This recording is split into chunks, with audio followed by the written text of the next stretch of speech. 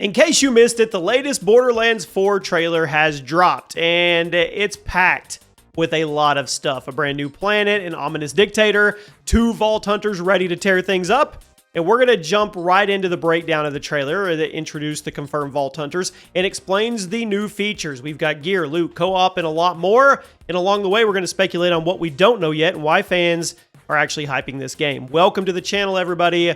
Jimmy or Chaos. There are some leaks and rumors out there that are actually pretty positive. So if you're a fan of the Borderlands franchise, stick around for that.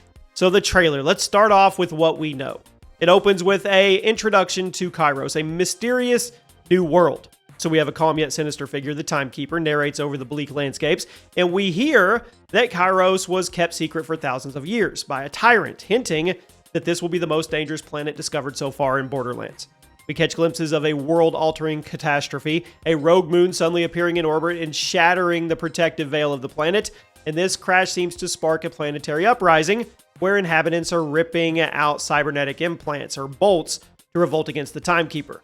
So, we've got action shots, the 2 Vault Hunters dropping onto the planet, crazy weapons firing, new enemies, and even a giant multi-armed boss. The trailer teases that we're going to get massive mayhem, which we expected, and it's all unleashed by the Timekeeper's downfall, which sets a high-stakes stage for the players. We see Vex and Rafa using their powers and phase monsters and instant weapons in and out, plus hints of returning characters and new factions.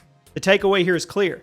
Chaos reigns on Chyros, and we're the spark that is supposed to ignite that revolution. So let's start off with the Vault Hunters that were revealed. Drop a like, guys. Make sure you subscribe to the channel and turn on those notifications. We cover everything in the gaming world. Gearbox has confirmed 4 new Vault Hunters at launch. So far, only 2 have been officially shown. We have Vex and Rafa. Let's start with Vex. Vex the Siren, an elemental damage specialist. She can empower herself, she can conjure spectral minions, even her cat Trouble makes an appearance, and Vex's unique trait ties her skills to the weapon element she's holding.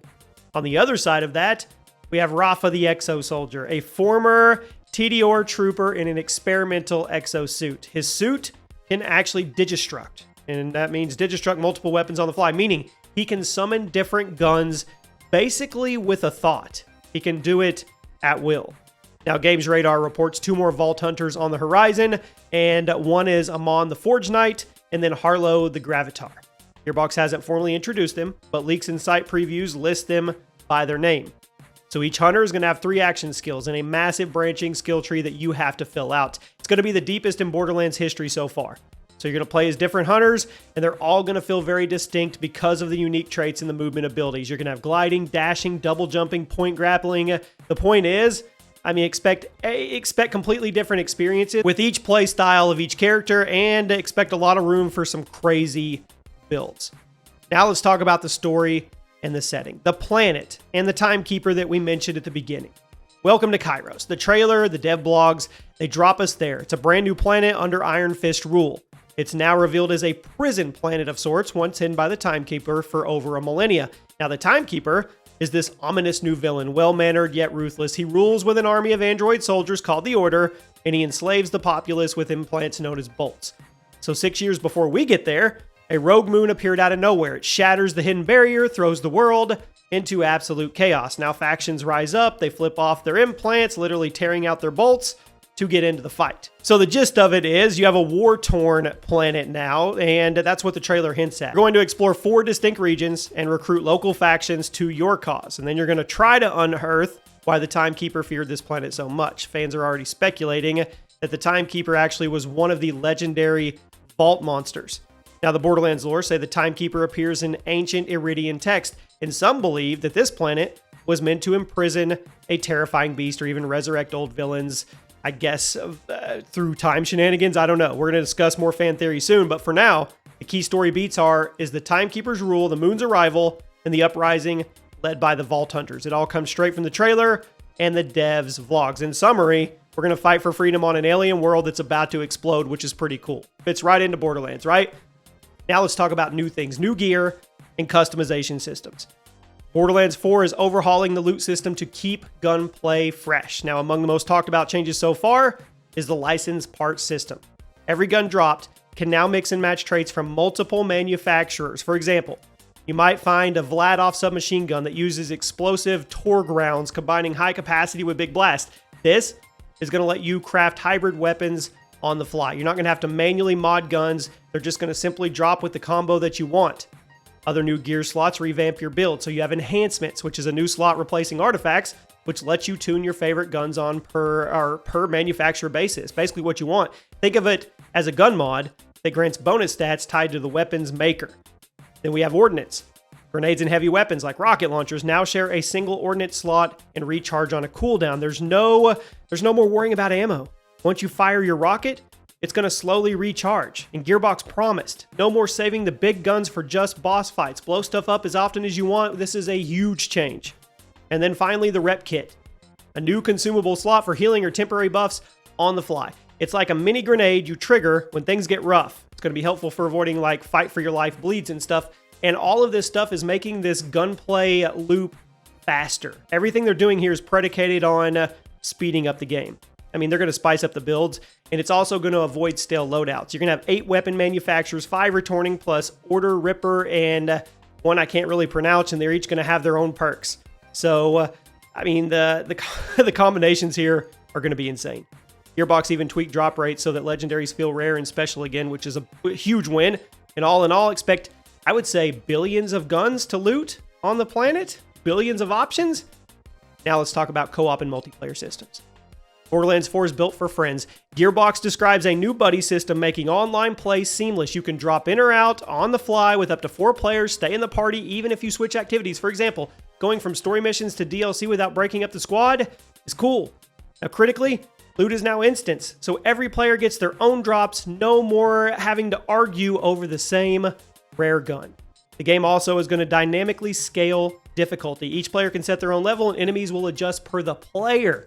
This means a veteran and a newbie, they can play together, each encountering monsters tuned to their level, and they both earn loot separately. That's awesome. So I mean, drop in, drop out multiplayer, seamless co-op joins, enhanced loot, each Vault Hunter gets their own loot drops, dynamic level scaling we just talked about, and split screen returns. Yes, local 2-player couch co-op is going to be confirmed. Now the big part I talked about in the beginning of the video. This is huge. They have already said that post-launch and DLC plans are massive. They haven't left the sequel hanging. They've already promised robust post-launch support. In fact, 2K and Epic announced that BL4 will both get free and paid content after release, including 2 new Vault Hunters and extended story expansions. This actually echoes Borderlands 3's model, but they're going to double down since they actually plan new DLC Vault Hunters this time. We can expect regular updates, season passes, paid DLC campaigns, new characters, plus free events and gear like the previous game. I think the emphasis here is going to be on keeping the loot grind alive. Now, we always like to talk about fan theories and speculation, the wild stuff that's out there, and I mean, there's a lot. Reddit and forums are talking about ideas like, is the Timekeeper actually a vault monster or a time-traveling villain? And we do know from lore that the name the Timekeeper does appear, like we said, in ancient Iridian writings. One text even hints he could be a sealed vault monster. Now, combined with his time-themed name and control over the planet, fans are wondering if he'll resurrect past bosses, or maybe Jack himself in an alternate form as the Timekeeper experiments. I really hope this theory comes true. Others are speculating that the planet was meant to be a massive prison, and one Redditor said all of the planet is a giant prison for the worst vault monsters that needed containment. We'll see. I hope that all ends up true. It sounds wild, and if somehow Jack comes back, man. Now let's talk about loot variety and gun count. So how much loot can one game hold? Well, Borderlands 4, biggest so far. Gearbox teases billions of guns to loot, and they're making good on the claim by mixing and matching manufacturers. I mean, they emphasized billions of wild and deadly weapons on the new planet, infinitely varied loot drops. So in practical terms, every monster and chest could drop something unique, from modular shooter weapons because of the license parts to exotic heavy arms from the ordnance slot. Given 8 manufacturers in the license part permutations, even a single archetype like a pistol could have dozens and dozens of variants. I mean, we'll have named legendaries for the usual 12 plus elements and more. There's no official number of weapons, but it's going to be massive. So in conclusion here, Borderlands 4's teaser and the devs, well, they revealed a lot. They promise a wild package, 2 new Vault Hunters with 2 more on the deck, a liberated new world to explore, gear mechanics aimed at maximum customization, and the trailer sets up a fight against the Timekeeper, which we already talked about. Could be absolutely wild. Could be a vault monster. We've got the hero lineup, the trailer highlights, the setting, the loot, the co-op, all the new functions, billions of guns. I mean, Borderlands 4 is setting up to be good. I'll keep you guys posted if anything new comes. Let me know if you're excited about it. I'll see you soon.